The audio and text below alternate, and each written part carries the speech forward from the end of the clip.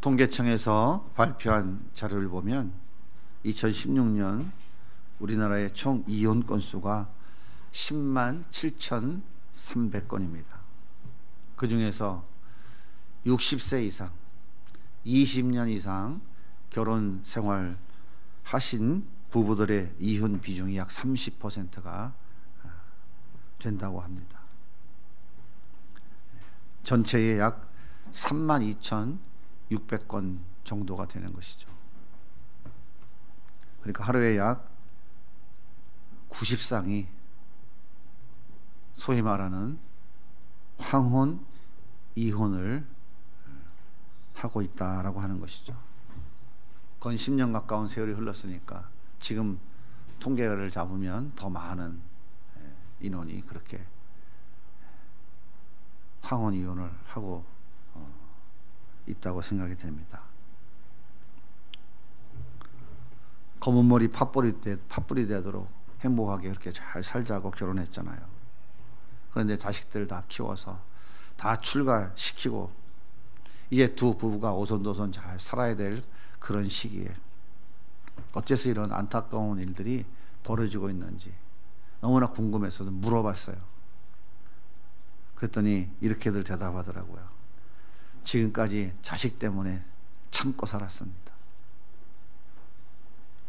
자식들 결혼할 때까지 기다렸어요. 사돈댁에 책 잡힐 필요 없잖아요. 지금까지 자식 남편 눈치 살피며 살았는데 어느 날 억울하다는 생각이 들기 시작했어요. 나는 한평생 가족을 위해 뼈 빠지게 일했는데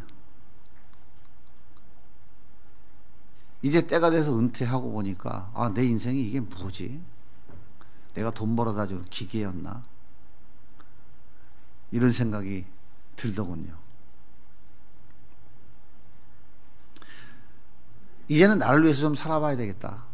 나도 내 인생을 좀 살아봐야 되겠다. 이것이 그들의 공통된 답변이었다고 하는 거예요. 이것을 한마디로 표현하면 이렇게 표현할 수 있을 것 같아요. 사랑의 감정이 식어버린 것이죠. 사랑의 감정은 밀물처럼 밀려왔다가 어느 날 썰물처럼 싹 쓸려 내려갑니다. 처음부터 끝까지 언제나 동일할 수 없는 것이 우리 인간의 사랑의 감정이죠. 어떻습니까? 동의가 됩니까? 동의가 안 됩니까? 고개를 끄덕끄덕 하시는 분도 있고 마음속으로 옳은 말만 하시네요 라고 하는 분도 계실 것 같아요. 저도 그 나이가 되니까 이해가 되더라고요.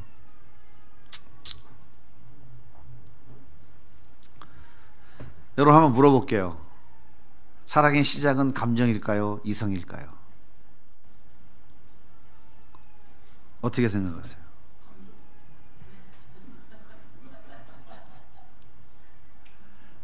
어른들 이런 얘기 많이 하시죠? 아이고 저놈의 자식이 눈에 콩깍지가 꼈네 저거. 저거 콩깍지가 껴서 저 보통 낀 게 아니네. 이런 얘기 들어보셨어요? 안 들어보셨어요? 이건 뭘 얘기하는 건가요? 사랑은 감정으로 시작되는 것이지 이성으로 시작되는 것이 아니다라고 하는 거예요. 한번 생각해 보세요. 여러분 냉철한 이성을 가지고 앞을 못 보는 분하고 결혼할 수 있겠어요? 그런 분들이 더러 있습니다. 이건 냉철한 이성에 의해서 된 것이 아니에요. 여러분 정말 냉철한 이성으로 뇌성마비와 결혼할 수 있겠어요? 냉철한 이성을 가지고 하반신 불소 그런 분과 결혼해서 평생을 살아갈 수 있겠어요? 만약 그렇다면 냉철한 이성으로 판단해서 결혼했다면 이 사람은 정상이라고 보기가 좀 어려울 것 같아요. 어떻습니까? 우리가 잘 아는 삼손이라고 하는 사람이 있죠. 성경에. 어느 날 블레셋 경계 지역인 딥나라고 하는 곳에 가게 됐어요. 그런데 그곳에서 한 여자를 봤습니다. 한눈에 반해버렸어요. 그리고 집에 돌아와서 부모님께 그 여자랑 결혼해야 되겠다고, 결혼시켜달라고 떼를 쓰고 있어요. 사사기 14장 1절과 2절에 성경은 이렇게 말하고 있어요. 삼손이 딥나에 내려가서 거기서 블레셋 사람의 딸들 중에서 한 여자를 보고 올라와서 자기 부모에게 말하 이르되 내가 딥나에서 블레셋 사람의 딸들 중에서 한 여자를 보았사오니 이제 그를 맞이하여 내 아내로 삼게 하소서. 한 여자를 보았대요. 한 여자를 보았다는 얘기는 여자가 한 명만 있었다는 게 아니죠. 여러 사람이 있었다는 얘기죠. 성경이 얘기하고 있잖아요. 딸들 중에서, 여러 여자들 중에서 한 여자를 딱 봤는데, 쓱 봤는데 그 중에 한 여자가 눈에 딱 꽂힌 거예요. 한눈에 반해버린 것이죠. 눈에 콩깍지가 확 끼어버렸어요. 삼손도 마음이 뺏겨버렸어요. 여러분, 삼손이 어떤 사람입니까? 이 사람이 철저한 이성으로 판단했다면 그 여자랑 결혼하겠다고 난리를 칠 수 있겠어요? 삼손은 나시린입니다. 나시린은요, 하나님이 특별히 선택한 사람이에요. 나시린은요, 술도 먹으면 안 돼요. 나시린은 머리를 깎아도 안 됩니다. 더더군다나 이스라엘 백성들은 이방인과 결혼 못하게 되어 있는데 더더구나 하나님이 쓰시려고 선택한 나시린, 구별된 사람, 이 삼손이 이방 여인과 결혼한다는 건 말도 안 되는 소리죠. 그런데 삼손은 이 여인을 바라보는 순간 마음속에 그냥 사랑의 감정이 휩싸여 버린 거예요. 이렇게 사랑은 감정으로 시작되는 것입니다. 근데 문제가 뭐냐면 이 사랑의 감정이 시간이 흐르면 흐를수록 서서히 식어가면서 그때 뭐가 고개를 들기 시작하면 우리의 이성이 고개를 슬슬 들기 시작하는 것이죠. 이성이 고개를 들기 시작하면 눈에 끼었던 콩깍지가 서서히 떨어지면서 이제 판단이 시작됩니다. 비교가 시작되기 시작해요. 그래서 이렇게 얘기하죠. 그때 내가 왜 그랬을까? 그러게 내가 왜 그랬지? 나도 모르겠네. 그러면서 뭐라고 얘기해요? 미쳤어. 내가 미쳤던 거야. 그때 뭔가 분명 홀렸어. 그렇지 않고서야 내가 이룰 수 있어. 세상에 저런 인간인 줄 알았으면 말은 못하고 혼자 그러죠. 혼자 말했다면 큰일 나죠. 혼자 관계에 금이 가기 시작합니다. 안 보면 보고 싶고 옆에 없으면 잠도 오지 않았던 그 사람이 어느 날 한순간 이제 왼수같이 보여지기 시작하는 거예요.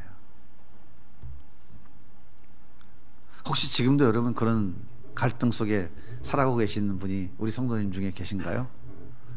우리 교회 성도님들은 그런 분이 없는 줄로 제가 알고 있어요. 그죠? 혹시라도 만약 이런 문제가 내 마음에 도전되어지고 있다면 이때 꼭 필요한 것이 있어요. 그게 바로 뭐냐면 책임의식이에요. 책임의식. 오늘 본문에 보면 아담이 뭐라고 얘기합니까? 하와에게 뼈 중에 뼈요, 살 중에 살이라고 위대한 사랑 고백을 해요. 그러니까 하나님이 아담이 홀로 있는 것이 마음에 안 들어서 아담을 잠재워서 갈비뼈 하나를 뽑아서 하와를 만들어서 데려다 줬잖아요. 아담이 이 하와를 보면 너무 좋아한 거예요. 한눈에 완전히 가버렸어요. 뼈 중에 뼈요, 살 중에 살이요. 여러분 이게 얼마나 위대한 사랑 고백인지 아십니까? 사람이 뼈만 있고 살만 없으면 어떻게 돼요? 예? 뼈만 있고 살이 없다고 생각해봐요. 볼만 하겠어요? 움직일 때마다 무슨 소리 나요? 버그덕. 여보 사랑해 할 때 어떻게 해요? 사랑해 하고 안으려고 그러면 버그덕 하죠. 뼈만 있어서는 안 돼요. 반드시 뭐가 있어요? 살이 있어야 돼요. 근데 살이 있으니까 이쁘잖아요. 그죠? 반대로 뼈는 없고 살만 있다고 생각해 보세요. 그럼 어떻게 되겠어요? 여보 사랑해 하고 안으려고 그러면 어떻게 돼요? 몸이 이렇게 하겠죠? 뼈가 없으면 몸을 지탱할 수 없어요.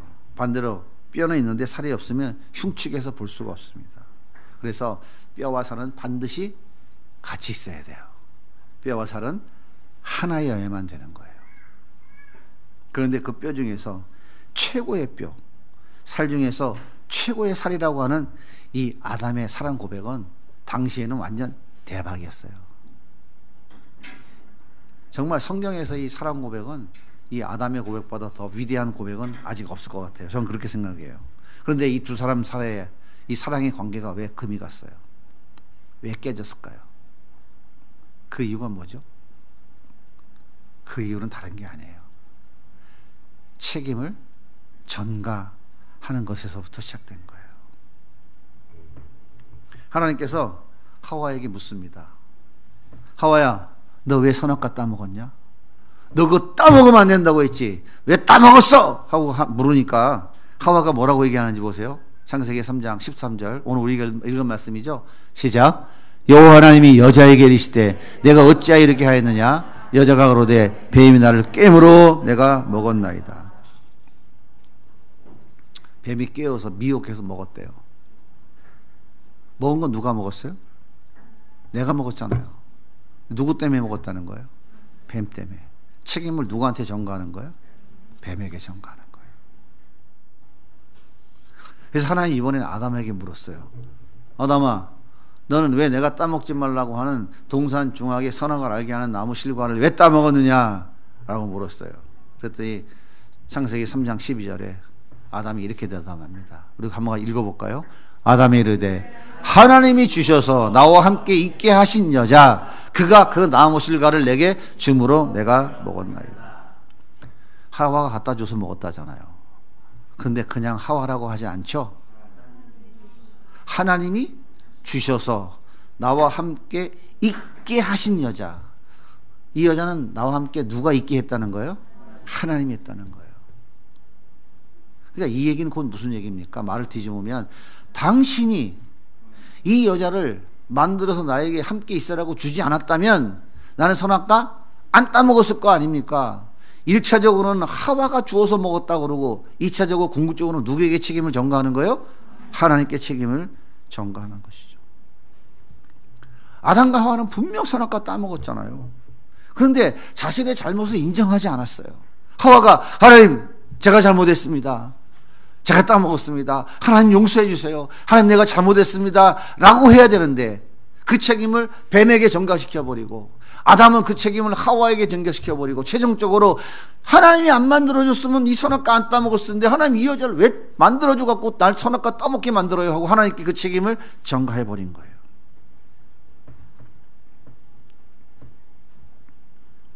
나의 책임을 나에게 전가하면 거기에서 뭐가 생각해요? 갈등이 생기기 시작합니다. 어떻게 하면 깨어진 관계를 회복할 수 있을까요? 이유는 간단해요. 모든 책임이 나에게 있다는 사실을 인정하고 그 책임을 내가 지는 것으로부터 시작됩니다. 그러면 책임진다는 말의 의미가 뭘까요? 자신이 잘못한 것은 그냥 자신이 잘못했다고 시인하면 되는 거예요. 아주 어려운 게 아닙니다. 어렵죠. 어려운 거죠. 근데 내용은 아주 간단한 거예요. 내가 잘못한 것을 잘못했다고 시인하면 되는 거예요. 실수를 회피하지 않고 그 실수 앞에 용기 있게 직면하는 거예요.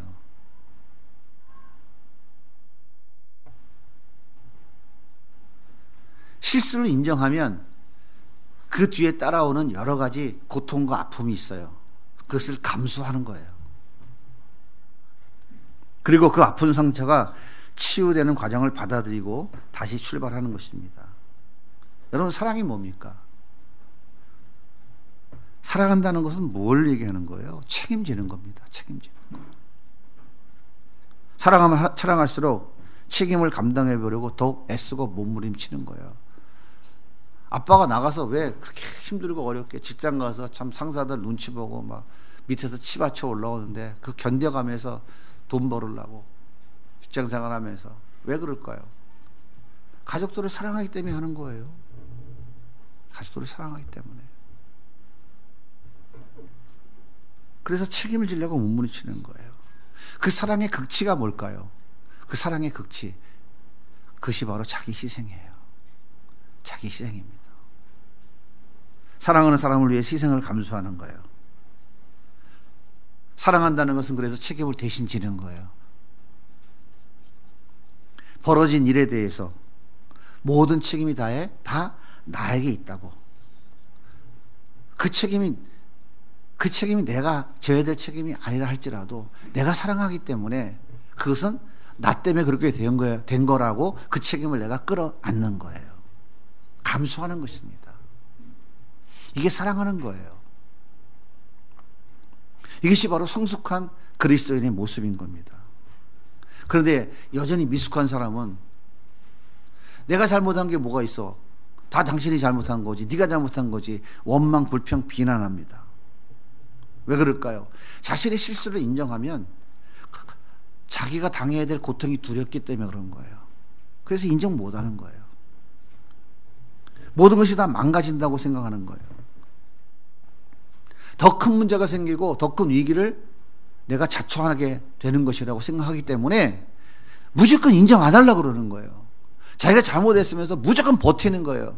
그러면서 싸우고 부딪히고 깨지는 거예요, 결국은.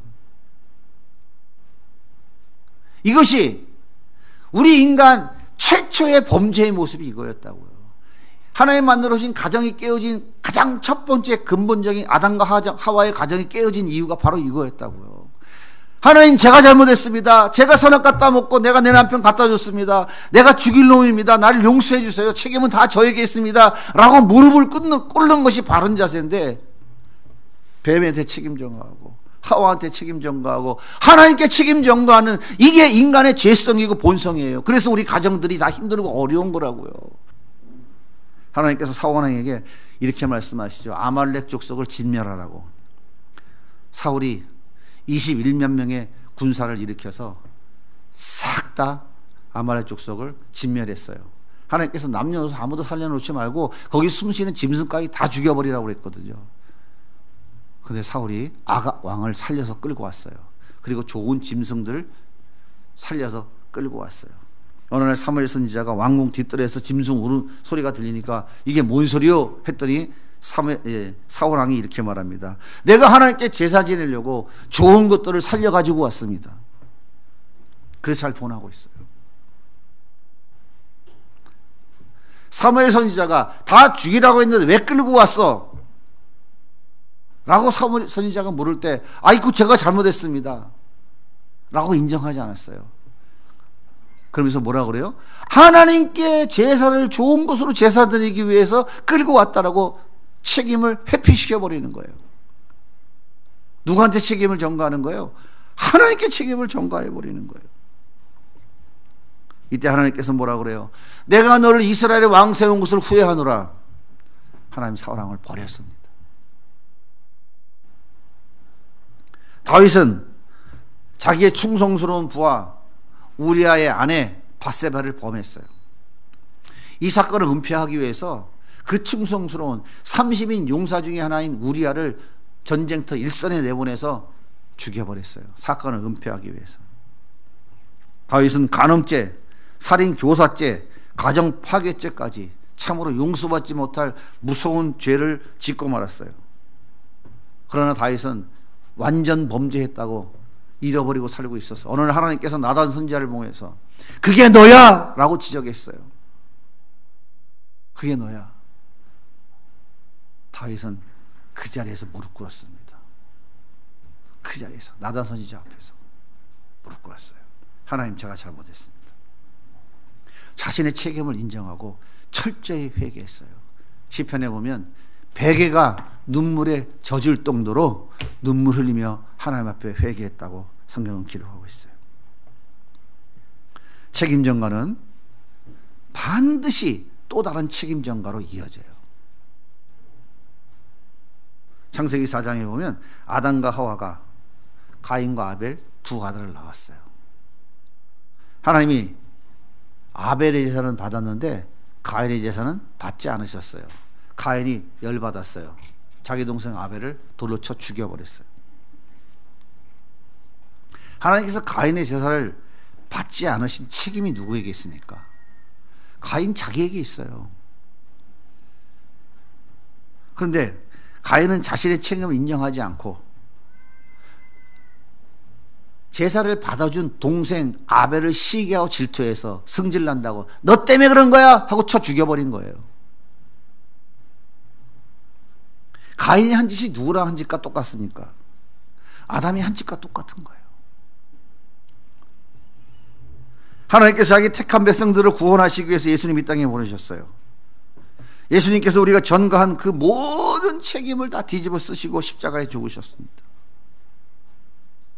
우리가 지은 모든 죄, 우리가 책임져야 될 모든 죄를 예수님이 다 대신 뒤집어 쓰신 거예요. 그리고 대신 책임져 주신 거예요. 그래서 십자가에 죽으신 거예요. 그래서 우리가 살아났잖아요. 인류 역사와 함께 이어져온 그 무서운 책임 전가의 그 죄의 연결고리를 우리 예수님이 다 끊어놓으셨잖아요. 그래서 하나님과 우리 사회의 관계가 깨어진 관계가 회복되었잖아요. 하나님과 우리는 아버지와 아들, 자녀의 관계로 회복되었잖아요. 그렇다면 우리는 예수님께서 끊으신 그 책임 전가의 죄를 더 이상 이어가야 됩니까? 아니면 우리도 끊어야 됩니까? 예수님이 대신 십자가에 죽으셔서 나를 하나님 자녀 삼으셨잖아요. 근데 왜 나는 내 책임을 내 아내에게 또 내 남편에게 자꾸 책임을 전가하냐고요. 우리가 예수 믿고 구원받은 하나님의 자녀들이라면 예수님이 내가 져야 될 그 모든 책임을 대신 다 뒤집어 쓰시고 대신 다 죽으셔서 하나님과 우리의 관계를 회복시켜 주셨잖아요. 책임 전가의 그 죄사슬을 끊어놓으셨잖아요. 그렇다면 우리는 더 이상 그것을 이어가면 안 되잖아요. 광야와 같은 인생, 고해와 같은 우리 인생길에 갖가지 문제가 왜 없겠습니까? 없으면 이상한 것이죠. 그러므로 내 앞에 닥친 문제를 외면하고 고통을 도피하고 책임을 회피한다고 해서 행복해지지 않습니다. 오히려 문제만 더 세가요. 불행만 더 커져갑니다. 문제에 직면하고 고통에 직면하고 책임을 감수할 때 행복해지고 성숙해지는 거예요. 여보 그거는 내가 실수했네. 아니라 할지라도. 여보 그거는 내가 좀 부족했네. 아니라 할지라도. 자녀들에게도 얘들아 아빠가 부족해서 그렇게 된 건데 아빠가 미안해. 내가 다 한 것이 아니라 할지라도 그것을 내가 잘못했다라고 그 책임을 내가 끌어안고 그 책임을 내가 가슴에 안고 희생을 하면 가정도 회복되어지고 교회 공동체도 회복되어지고 모든 것이 다 회복되어지는 거예요. 그것이 예수님의 십자가의 삶인 거예요. 우린 그 은혜와 그 사랑을 받은 사람들이거든요. 우리가 잘나면 얼마나 잘났습니까? 이 세상의 모든 걸 다 가진 그게 무슨 의미가 있느냐고요. 죽을 때 그거 가져갑니까? 아무것도 아니에요. 우리가 마지막으로 이 땅에서 마지막 우리 목숨이 끊어질 때 우리가 이 세상을 떠날 때 진짜 딱 남는 것은 딱 한 가지밖에 없어요. 그게 바로 뭐예요? 예수밖에 없어요. 예수 없으면 꽝이에요, 안 꽝이에요? 예수 없으면 꽝이에요. 또 안 나와요. 또 안 나와. 꽝이라고 해요. 꽝. 사랑하는 성도 여러분, 천국의 기쁨과 행복을 맛보며 살아가기를 원하십니까? 그렇다면 내 책임을 다른 사람에게 전가하지 마세요. 누구처럼? 아담처럼, 하와처럼. 그 책임은 결국 누구한테 가는 거라고요? 하나님께 가는 거라니까요. 하나님께 책임을 전가하는 거예요. 내가 책임지면 부부관계가 회복되어지고 부모 자녀들 간의 관계가 회복됩니다. 그러면 가정에 웃음꽃이 피고요. 찬송소리가 울려 퍼지고요. 행복이 아름답게 커져가기 시작합니다. 내가 책임지면 내가 속한 공동체가 성장하고요. 교회가 성장합니다. 왜 문제가 생긴지 아시겠죠? 자, 이렇게 해보세요. 이렇게. 자, 쳐보세요. 하나, 둘, 셋. 그래도 소리가 나네. 여기를 쳐, 여기를. 이렇게 소리가 안 나는 거라고요. 내가 책임질게. 내가 잘못했어. 내가 부족한 거야. 내가 기도가 내가 좀 그랬네. 가정의 관계가 깨지겠어요? 상처가 되겠어요? 아름다운 가정으로 회복되는 거죠. 하나님 기뻐하시는 공동체로 성장하게 됩니다. 내가 책임지는 성숙한 신앙인들이 돼서 천국의 기쁨과 행복을 누리고 나누어주며 살아가는 우리 성도님들이 다 되시기를 예수님의 이름으로 축복합니다.